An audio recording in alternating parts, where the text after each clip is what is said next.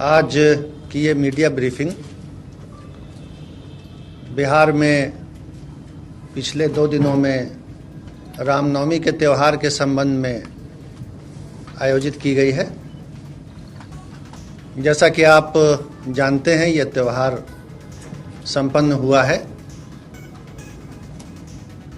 हर वर्ष की तरह बल्कि उससे कुछ ज़्यादा प्रशासनिक स्तर पर तैयारी और चौकसी रखी गई थी। रामनवमी के त्यौहार के लगभग 1 सप्ताह पहले राज्य के मुख्य सचिव, डीजीपी साहब, अपर मुख्य सचिव, गृह विभाग और पुलिस के वरीय अधिकारियों के द्वारा वीडियो कॉन्फ्रेंस के माध्यम से राज्य के सभी जिला पदाधिकारी, पुलिस अधीक्षक, वरीय पुलिस अधीक्षक, रेंज के आईजी और डीआईजी और डिविजनल कमिश्नर के साथ वीडियो कॉन्फ्रेंस करके मुख्यालय से उनके साथ निर्देश भी उनको दिए गए थे और उनके द्वारा की गई तैयारी, बंदोबस्त की समीक्षा भी की गई थी। इंटेलिजेंस जो था वो भी शेयर किया गया था पिछले वर्षों की घटनाओं के आधार पर। और पुलिस और मजिस्ट्रेट की तैनाती की पर्याप्त व्यवस्था इस अवसर पर की गई सभी जिलों में। और जैसा कि आप जानते हैं, राज्य के 2 शहरों को छोड़कर शेष सभी स्थानों पर यह त्यौहार शांतिपूर्वक संपन्न हुआ। और इसके लिए मैं राज्य की पुलिस को, जो श्री आर.एस. भट्टी डीजीपी साहब के नेतृत्व में काम कर रही है, और गृह विभाग और मजिस्ट्रेसी को, जो चैतन्य प्रसाद जी के नेतृत्व में है, मैं धन्यवाद भी देता हूं। बिहार शरीफ और सासाराम में कुछ कोशिश की गई अशांति फैलाने की, कुछ घटनाएं करने का प्रयास किया गया, कुछ घटनाएं उस प्रयास के समय हो गईं, लेकिन वरीय अधिकारियों के पर्यवेक्षण में और स्थानीय जिला प्रशासन और पुलिस प्रशासन के प्रयास से बहुत जल्दी उन पर काबू पा लिया गया और किसी भी प्रकार की गड़बड़ी या अशांति को व्यापक पैमाने पर फैलने से रोका गया। आज भी सुबह से स्थिति सामान्य चल रही है, शांति व्यवस्था बहाल है। लेकिन आज माननीय मुख्यमंत्री जी ने राज्य के मुख्य सचिव और पुलिस महानिदेशक को बुला करके हालात की समीक्षा की, जायजा लिया, तथ्यों से वे अवगत हुए और मुख्य सचिव और डीजीपी को निर्देश दिया। और हम दोनों के माध्यम से, इन दोनों अधिकारियों के माध्यम से राज्य के पूरे जिला प्रशासन और पुलिस प्रशासन को निर्देश दिया कि हर कीमत पर शांति व्यवस्था बहाल रखी जाए, विधि व्यवस्था बनाई रखी जाए। जो दोषी हैं अभी तक गड़बड़ी करने वाले, उनकी पहचान की जाए और पहचान करने के बाद उनके विरुद्ध कानूनी कार्रवाई करते हुए उनको सज़ा दिलाई जाए।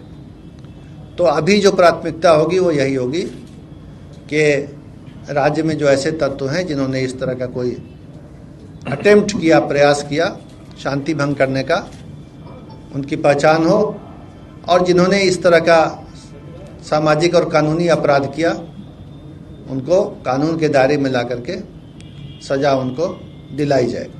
तो ये माननीय मुख्यमंत्री जी का निर्देश हुआ है और मैं उनका ये निर्देश आपके माध्यम से, मीडिया के माध्यम से सभी तक पहुंचाना चाहता हूं कि राज्य सरकार इस बात पर दृढ़ है कि शांति व्यवस्था बनी रहेगी और किसी किस्म की गड़बड़ी करने को बर्दाश्त नहीं किया जाएगा।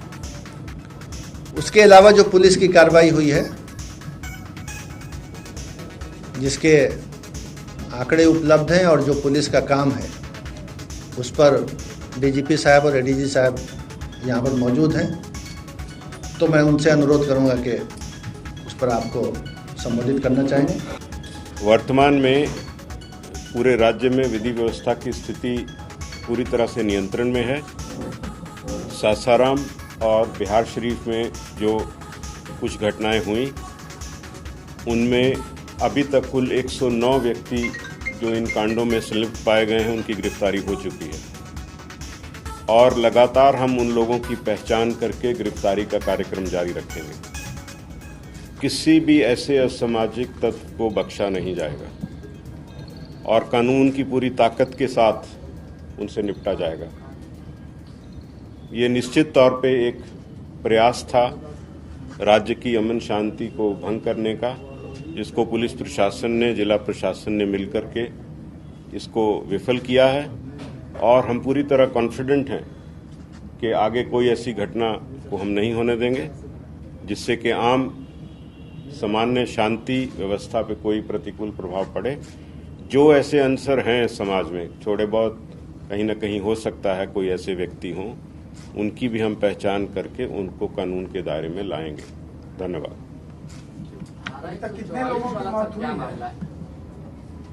एक ही व्यक्ति की मौत हुई और वो आपको मालूम है, उसमें भी हमने कांड दर्ज करके गिरफ्तारियां की हैं।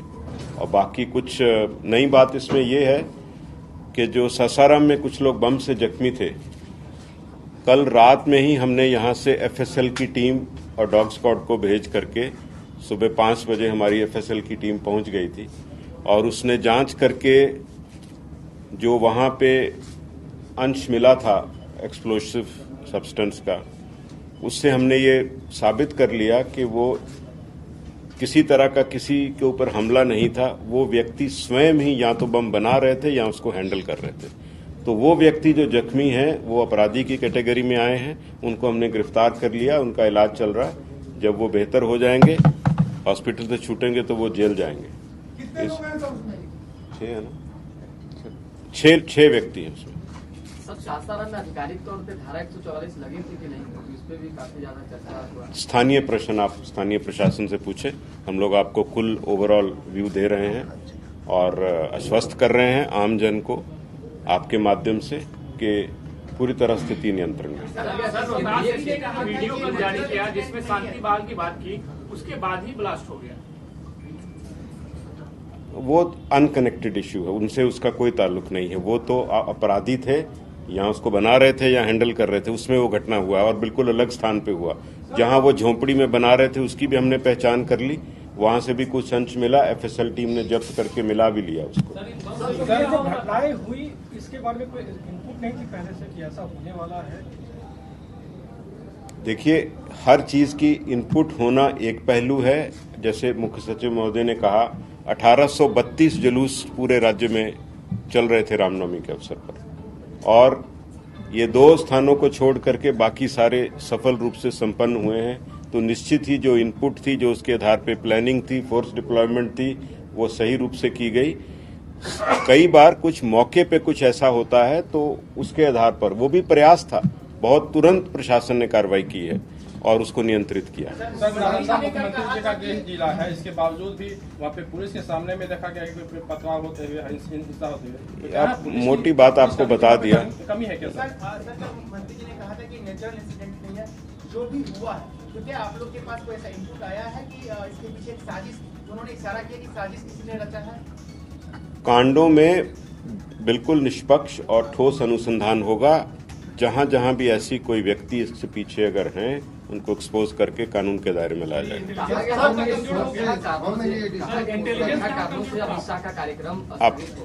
Sir, how many additional forces have been deployed for these festivities and all this? And second thing, sir, is there any additional paramilitary forces which were asked by? सो रामनवमी के अवसर पर हर वर्ष कुछ अतिरिक्त बल, केंद्रीय बल मांग किए जाते हैं। उसी के तहत इस बार भी कुछ मांग किए गए हैं और ये घटना के बाद भी हमने कुछ कल रात्रि में भी मांग की थी। उसमें हमको 4 कंपनी और बल मिला है देर रात्रि में, जो आज दिन में पहुंच गया है। सर, क्या बिहार पुलिस सोशल मीडिया पर भी? आपने एक और बात पूछा था। हाँ, I just asked कि was there any specific additional demand from the state government? नहीं, सामान्य जो हम हर रामनवमी के पर्व के समय पे करते हैं उसी रूप में था। एडिशनल इस घटना होने के बाद हमने कुछ कंपनी मांगी, उसमें 4 रात में मिली। Sir, today we were informed by the Union Home Ministry that additional paramilitary forces have been, asked or required by the state government, which we are sending. वो 4 कंपनीज उसमें हैं, जो कल रात का जो हमने रिक्विजिशन किया था, उसमें 4 कंपनी उन्होंने भेजी है, जो आज दिन में पहुंची। सर, एक वीडियो कल पटना के मनेर शरीफ का भी आया था सामने, उस सब पे कार्रवाई होगा, आप निश्चिंत रहें। एक एक वीडियो का एनालिसिस और कार्रवाई होगा। सर, क्या ऑर्गेनाइजर्स ने परमिशन दिया था, क्या उनकी भी जांच होगी कि जो सब चीज की जांच होगी, कोई बख्शा नहीं जाएगा, आप देखते जाइए। बिना लाइसेंस के कोई जुलूस थे क्या, जो कि was there any जुलूस which was without license? I mean, they were taking नहीं, out सब जुलूस को विधिवत लाइसेंस और उसमें निर्धारित शर्तें होती हैं लाइसेंस की, उसके तहत हैं। लेकिन हाँ, कहीं अगर उल्लंघन है, वो सब की तो जांच होगी, सब चीज फुटेज की जांच होगी, आपको बताया जाएगा ड्यू कोर्स। अब मैं अपर मुख्य सचिव मुख्य सचिव महोदय से एक सवाल है, 144 लगा था या नहीं, इसको लेकर के कंट्रोवर्सी है, तो हम लोग स्थिति स्पष्ट कर दें कि क्या लगा था या नहीं। देखिए, ये बता दिया गया कि स्थानीय प्रशासन से स्थानीय मुद्दे पूछे जाएं। इस प्रेस कॉन्फ्रेंस में हम लोगों ने यहाँ पर राज्य की स्थिति आपको बता दी है, और जो तैयारियां थी और जो स्टेप लिए गए, जो गिरफ्तारियां हुआ, वो बता दी हैं। धन्यवाद, थैंक यू।